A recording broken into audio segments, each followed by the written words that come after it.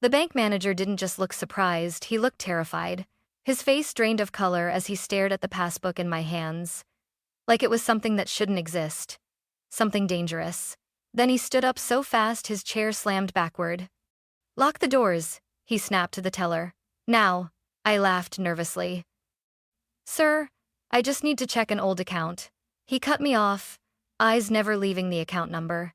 His hands were shaking as he reached for the phone. "Call the police," he said quietly. "Financial crimes. Tell them not to delay." My stomach dropped. I had walked in expecting nothing. Maybe a closed account. Maybe a few forgotten dollars. Instead, I was being told not to leave the building. All because of one thing my mother had thrown in the trash the night before. Her voice cold and final as she said, "This passbook should have stayed buried." Standing there, with the doors locking behind me, I realized something chilling. My mother hadn't thrown it away because it was worthless. She threw it away because it was evidence. My grandfather's funeral felt less like a goodbye and more like a scheduled obligation. My mom, Donna, stood near the front of the chapel with her arms folded, checking her watch every few minutes. She didn't cry. She didn't sigh. She nodded at people the way a manager nods at employees who are running late. 30 minutes, she whispered to the funeral director. "That's plenty." I sat in the second row, hands clasped so tightly my fingers hurt. Grandpa Franklin had raised me more than she ever did. When I was a kid, his farmhouse was the only place I felt quiet inside. My brother Chase arrived late, as expected. Expensive suit, confident smile. He hugged Mom, murmured something about traffic, and never once looked at the casket. After the service, we drove to Grandpa's farmhouse on the outskirts of town to sort things out. That's what Mom called it. Sorting. She walked through the house like an appraiser, pointing at furniture, cabinets, walls. "This will go," she said. "That's junk. We'll sell the land quickly." Chase nodded along, already scrolling on his phone.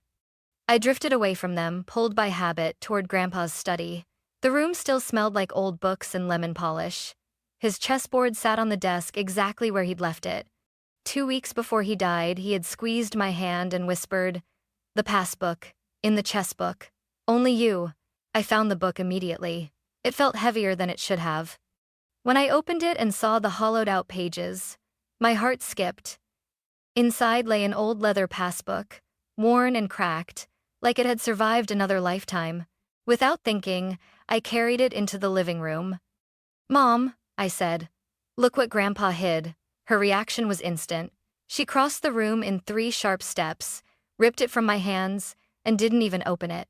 "This is garbage," she snapped. "Old nonsense." He was confused. Before I could speak, she turned and dropped it straight into the kitchen trash. Then she leaned close and lowered her voice. "This passbook should have stayed buried," she said. "And so should your curiosity." That was the moment I knew. If it meant nothing, she wouldn't have been afraid of it. I didn't sleep that night. Every time I closed my eyes, I saw my mother's hand hovering over the trash can, too tense, too deliberate. If the passbook was meaningless, she wouldn't have needed to destroy it. She would have laughed it off, mocked me, moved on. Instead, she erased it. At 4:58 a.m., I sat up in bed and said out loud, "I'm going back." The drive to my grandfather's farmhouse took just over 2 hours. The sky was still gray, the kind of quiet morning where the world feels unfinished. I kept the radio off. I needed to hear my own thoughts. The house looked exactly the same as the day before, calm, harmless, pretending nothing ugly had ever happened inside it. The spare key was still under the 3rd porch step. Grandpa liked routines. He trusted them.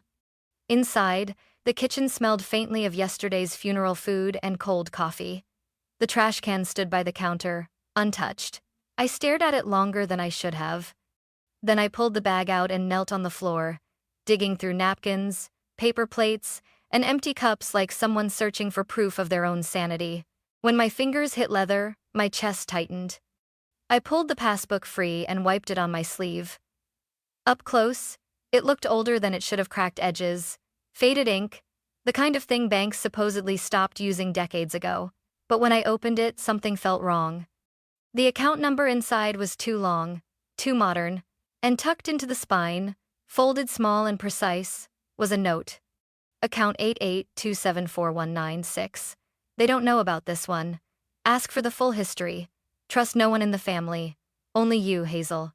I read it 3 times. They don't know. That meant my mother. That meant my brother.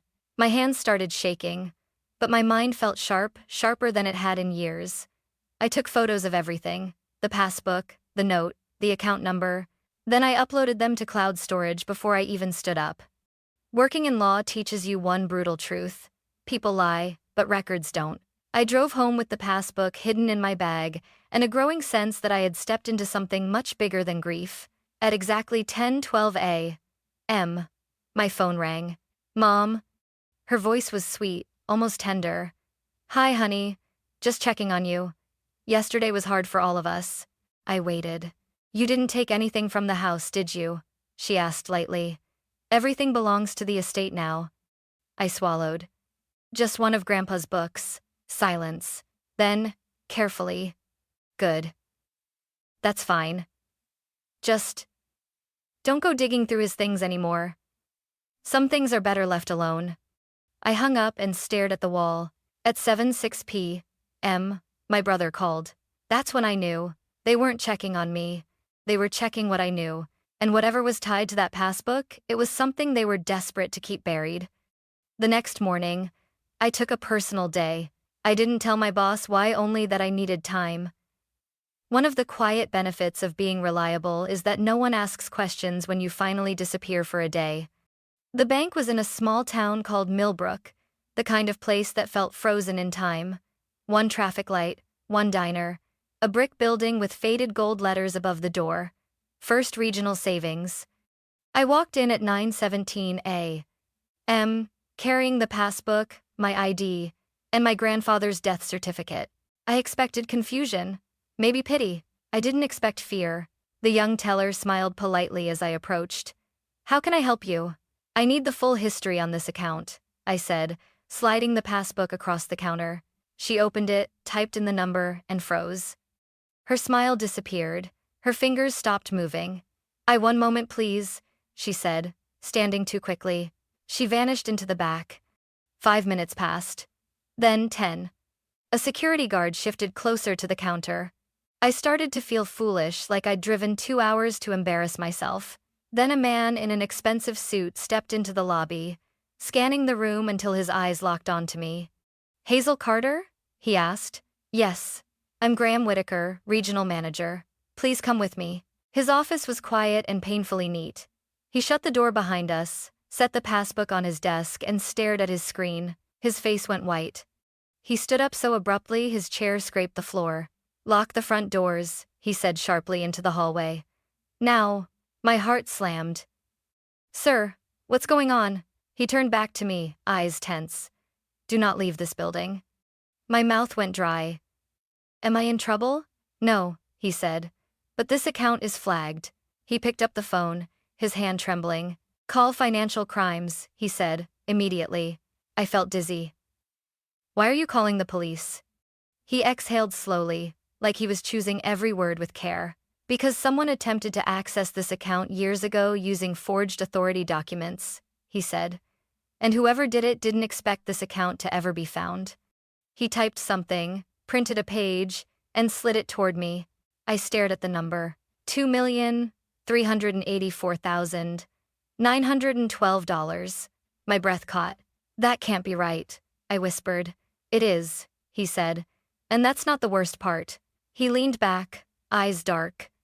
The person who tried to take this money, he said quietly, was listed as Donna Carter, my mother. The room felt too small.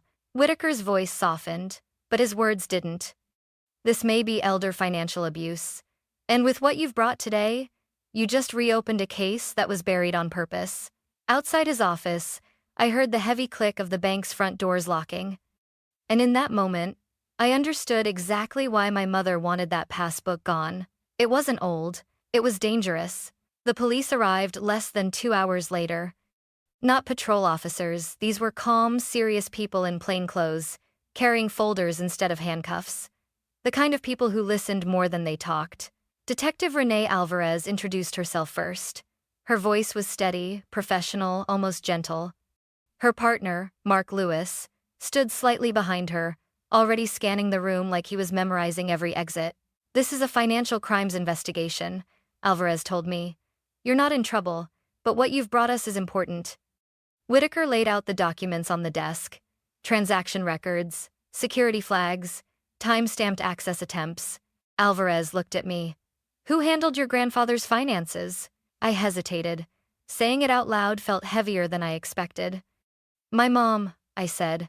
"After my dad died, she took over everything." Lewis nodded and wrote something down. Whitaker pulled another file from his drawer. "This account was opened in 2012, he explained. "The passbook cover was deliberately chosen to make it look outdated. Your grandfather hid it in plain sight." Alvarez's eyes sharpened. "Why would he need to hide money?" I swallowed. "Because he didn't trust the person controlling his accounts." The room went quiet. Whitaker clicked to another screen. A list of transfers appeared: withdrawals from older accounts, spread out over years, never large enough at once to raise alarms. Slow, careful, systematic. Lewis exhaled. "That's not mismanagement," he said. "That's strategy." Alvarez leaned back. "We're looking at potential elder financial exploitation." The words hit hard, even though I already knew them. "But there's more," Whitaker added. "In 2016, your grandfather filed an internal complaint with the bank. He claimed someone was stealing from him. At the time, the case stalled." "Why?" I asked. Alvarez met my eyes. "Because your mother provided medical statements suggesting he was mentally unfit. Without evidence, his claim couldn't move forward." My chest tightened. Grandpa had tried to stop her. He just hadn't been believed. Alvarez closed her notebook. "Hazel, we're going to open this case again, but we need your cooperation." "What does that mean?" I asked. "It means," she said carefully, "you don't confront your mother. You don't warn your brother. You act like everything is normal." I thought of my mom's smile, my brother's casual certainty. Lying to them felt wrong, but protecting the truth mattered more. I nodded. "Tell me what to do." Alvarez gave a small, approving nod. "Good. Because once this starts, it moves fast." As I left the bank, escorted by security, one thought echoed louder than fear. My grandfather hadn't lost. He had been waiting. And now, the clock was finally running out for the people who hurt him. The hardest part wasn't learning what my mother had done. It was sitting across from her, smiling, and pretending I didn't know the truth. Sunday dinner at my mother's house had always been uncomfortable, but that night it felt like a test I hadn't studied for, except failing it would cost more than my pride. It would cost the entire case. The house smelled like roasted chicken and lemon cleaner. Everything was spotless, controlled, deliberate. My mother had always believed cleanliness was a form of authority. She moved through the kitchen with calm precision, placing plates, adjusting napkins, correcting tiny imperfections no one else noticed. My brother Chase sat at the table, relaxed, confident, scrolling through his phone like the world belonged to him. "So," he said casually, "I might be expanding one of my investments. There's a lot of potential right now if you know how to move money." I almost laughed. My mother shot him a look, not sharp, not angry, just careful. "Eat while it's hot," she said, then turned to me. "You've been quiet, Hazel." I met her eyes and forced my face into something neutral. Pleasant. Obedient. "I'm just tired," I said. "Work's been heavy." She nodded, satisfied. "You always overwork yourself. That law office is going to drain you dry if you're not careful." The irony pressed against my chest like a weight. This woman had drained her own father-in-law while convincing the world she was his caretaker. Chase smirked. "Has always worries too much. You still thinking about Dad's stuff?" My fork paused midair. "No," I said smoothly. "I told you. Just the book." My mother's fingers tightened briefly around her wineglass. "Good," she said. "There's no reason to dwell on the past. Your grandfather had trouble toward the end. It's best to remember him kindly. Kindly. Like stealing from him was kindness." I nodded and took a bite of food I couldn't taste. For the rest of the meal, I watched them closely, not emotionally, but strategically. The way my mother redirected conversations. The way Chase spoke about money without ever mentioning where it came from. The way they both avoided specifics. When dinner ended, my mother walked me to the door. She placed her hand on my arm, soft and familiar. the gesture she used when she wanted to sound caring but feel controlling. "We're family," she said gently. "Whatever happens, we protect each other, right?" I looked at her, the woman who raised me to stay quiet, to not cause trouble, to never ask questions that made other people uncomfortable. And I realized something chilling. She didn't mean family. She meant silence. "Of course," I said. Her smile widened. She squeezed my hand once more, then let go. I drove home with my jaw clenched so tightly my head hurt. The moment I shut my apartment door, my phone buzzed. "Detective Alvarez." I answered immediately. "We confirmed it," she said. "Your brother isn't just a beneficiary. He's an active participant. In the B state to be X of versus very 4. My stomach dropped. "How?" "He formed a shell company," she continued. "Money from your grandfather's drained accounts was routed through it over several years. It was structured to look like consulting revenue." I sank onto the couch. Chase the one who told me to let it go. Chase the one who laughed when Mom threw the passbook away. Chase the one who called me dramatic. "He knew," I whispered. "Yes," Alvarez said. "And that changes everything." For the next 2 weeks, I lived inside a lie. I answered my mother's calls. I responded to Chase's texts. I attended another family dinner. Each time, the pressure increased. My mother asked more questions. My brother watched my reactions more closely. They both circled me like they were trying to decide whether I was a risk. And all the while, I documented everything. Every call, every message, every subtle shift in tone.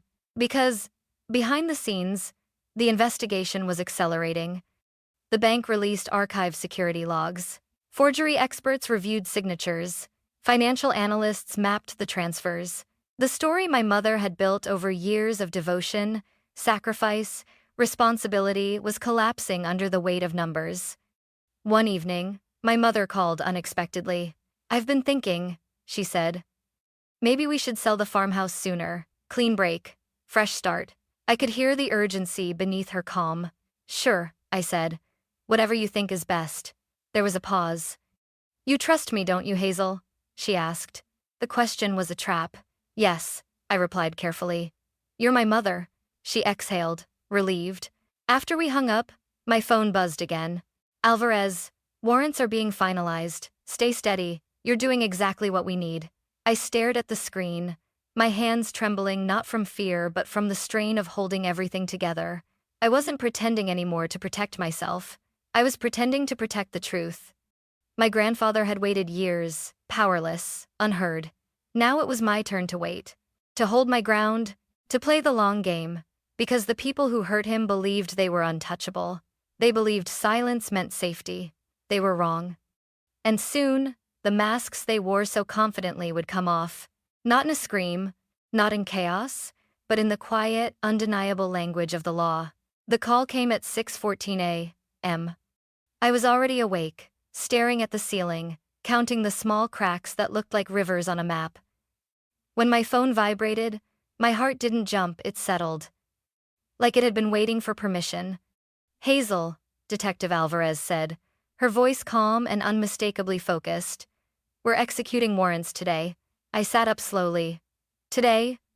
"Yes. Simultaneous locations, financial crimes and federal partners." She paused, then added, "Do not contact your mother or your brother. If they reach out, keep it neutral. We'll handle the rest." I swallowed. "What do you need from me?" "Availability," she said, "and patience. You've done the hard part." After the call ended, the apartment felt too quiet. I made coffee I didn't drink. I folded laundry that didn't need folding. I checked the door lock twice. At 7:02 a.m., my phone lit up. "Mom?" I stared at her name until it stopped glowing. I didn't answer. A minute later, another buzz. "Chase, you awake? Need to talk." My pulse ticked up. They felt it, the shift. People who live on control can sense when it slips. I typed back to Chase. "In a meeting. Later." Then I turned my phone face down and waited. At 7:31 a.m., Alvarez called again. "It's happening." I closed my eyes. She didn't give details then. She didn't need to. The machinery of the law had started moving, and once it does, it doesn't ask permission from feelings. I wasn't there when they knocked on my mother's door, Alvarez told me later, in careful, professional sentences, but I still picture it vividly. My mother answered wearing a robe, coffee in hand, hair neat as if preparedness alone could stop consequences. She took one look at the badges and did what she always did best. She smiled. "There must be a mistake," she said, voice smooth. "Franklin wasn't well. I was trying to help."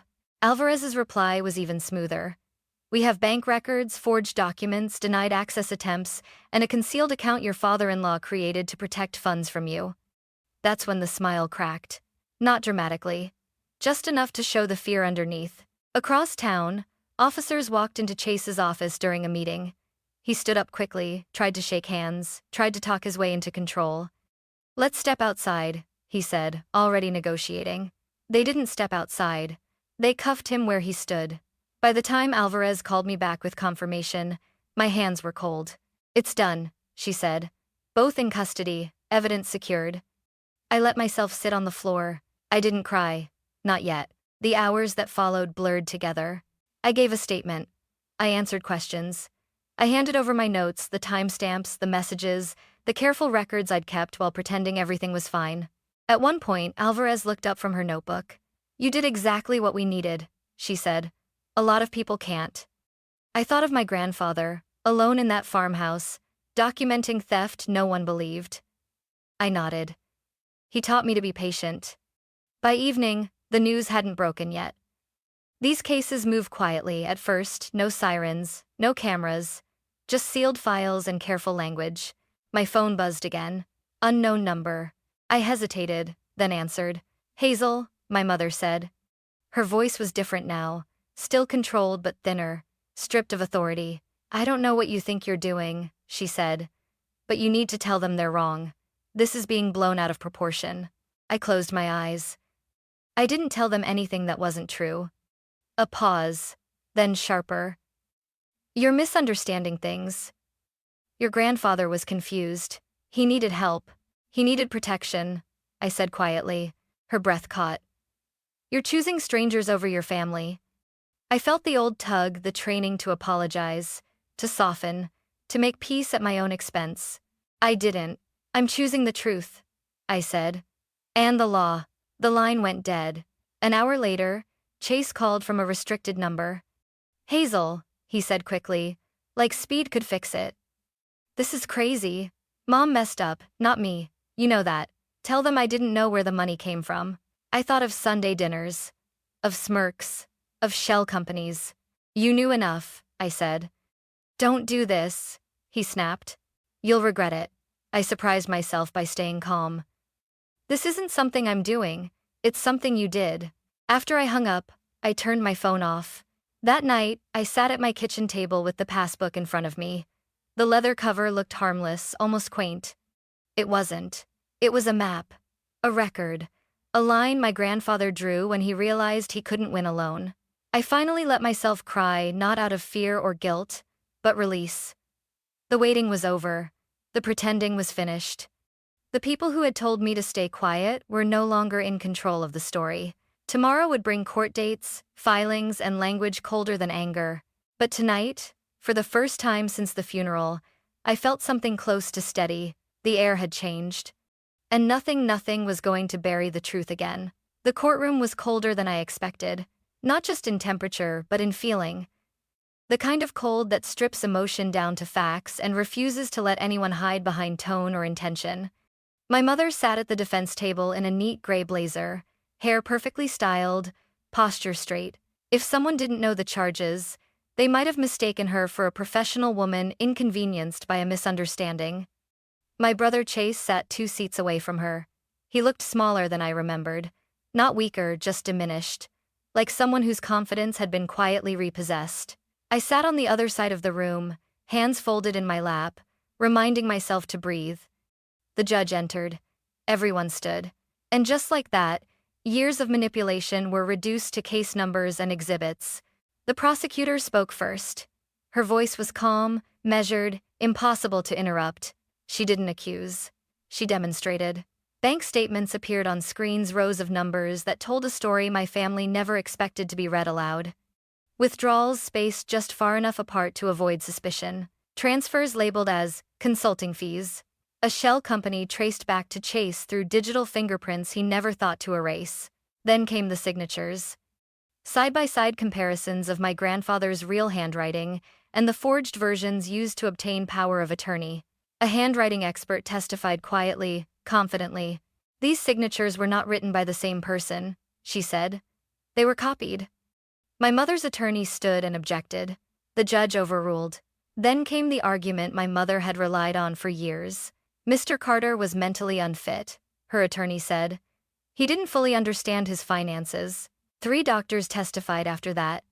All 3 stated the same thing in different words. My grandfather was of sound mind. The courtroom stayed silent as the lie finally collapsed under evidence. When it was Chase's turn, his attorney tried a softer approach. He was misled, he said. He trusted his mother. He didn't know the full source of the funds. The prosecutor didn't raise her voice. She raised a document. Then why did Mr. Carter register a company solely to receive those funds? She asked.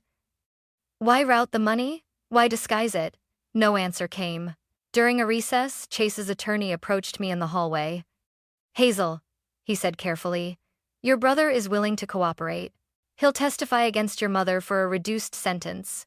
I looked at him, not angry, not sad, just tired.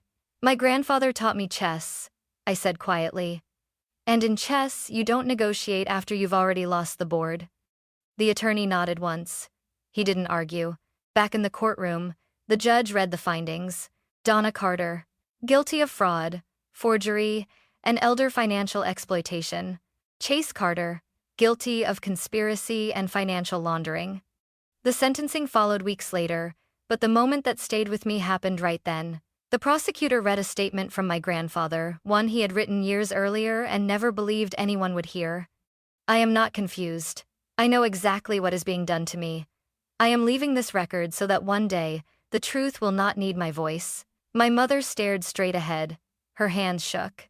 Chase didn't look up. The judge's voice was firm. Final. 6 years. 3 years. Restitution ordered. Assets seized. No drama. No shouting. Just consequences. When the gavel fell, I didn't feel triumph. I felt something quieter. Heavier. Closure. Outside the courthouse, Detective Alvarez found me by the steps. You did something most people can't, she said. You stayed steady. I nodded. I just finished what my grandfather started. She smiled. He'd be proud. As I walked away, I realized something important. The truth doesn't need revenge to win. It just needs time, evidence, and someone willing to stop pretending. And for the first time in my life, I wasn't pretending anymore. I thought the hardest part was over once the verdict was read. I was wrong. The silence that came afterward was heavier than the courtroom ever was. No more hearings to prepare for. No more calls from detectives. No more pretending. Just the quiet question of what came next after the truth had finally done its work. A week after sentencing, I received an email from Richard Holloway, my grandfather's attorney. He was an old-school lawyer, the kind who still believed paper mattered and timing mattered even more. Your grandfather left something for you, the email read. He asked that you receive it only after the case was resolved. I drove to his office on a gray afternoon, my nerves tight but steady.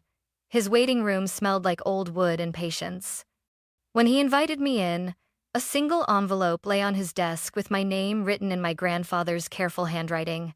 Hazel. Before I touched it, Holloway explained the legal details in a calm, practiced voice. The hidden account was now legally mine. Assets seized from my mother and brother would be liquidated as restitution. The farmhouse once nearly sold out from under me would be transferred to my name.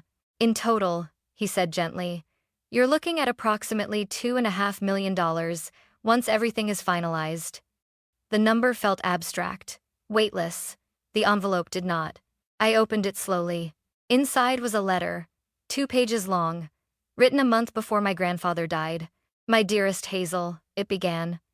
If you are reading this, then you found the passbook. That means you trusted your instincts instead of their voices. I hoped you would. My vision blurred as I read on. He wrote about watching my mother take control after my father's death, about realizing, piece by piece, that money was disappearing, about trying to speak up and being dismissed as confused, fragile, inconvenient. I documented everything, he wrote. Not because I wanted revenge, but because I wanted the truth to exist somewhere outside of me. Then came the line that broke me. I chose you because you were never afraid to ask why. You visited me without expecting anything. You played chess for the game, not the prize. The truth is patient, Hazel. It waits for the right hands. I cried then. Not the sharp, painful crying I'd done before, but something slower. Like grief finally being allowed to leave. 6 months later, my life looked nothing like it used to. I left my job at the law office not because I hated it, but because I no longer needed to survive on constant vigilance. I paid off my debts, I slept through the night, and then I did something that felt like breathing for the first time. I opened a small bookstore downtown. I named it Carter and Queens because my grandfather used to joke that the queen wasn't powerful because she attacked, but because she moved freely. In the back corner of the shop, there's a chess table, 2 chairs, a board always set and waiting. Above it hangs a framed sentence in my grandfather's handwriting. The truth is patient. People sometimes ask about my family. I tell them I'm rebuilding. My mother writes letters from prison, long ones, full of blame and explanations that ask for forgiveness without offering accountability. I don't reply. My brother tried once, through his attorney.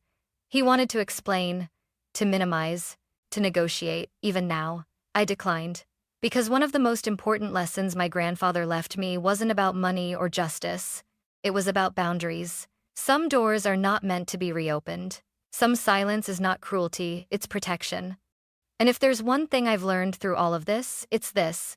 If you ever suspect someone is being financially controlled, isolated, or managed, for their own good, pay attention.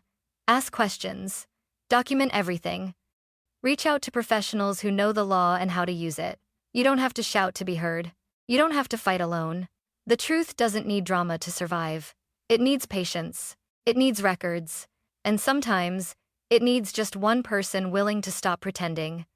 I didn't win because I was the loudest in the room. I won because I listened to my grandfather, to the evidence, and to myself. And that passbook my mother tried to bury? It didn't just uncover a crime. It uncovered a future. One where silence no longer decides who gets to keep the truth.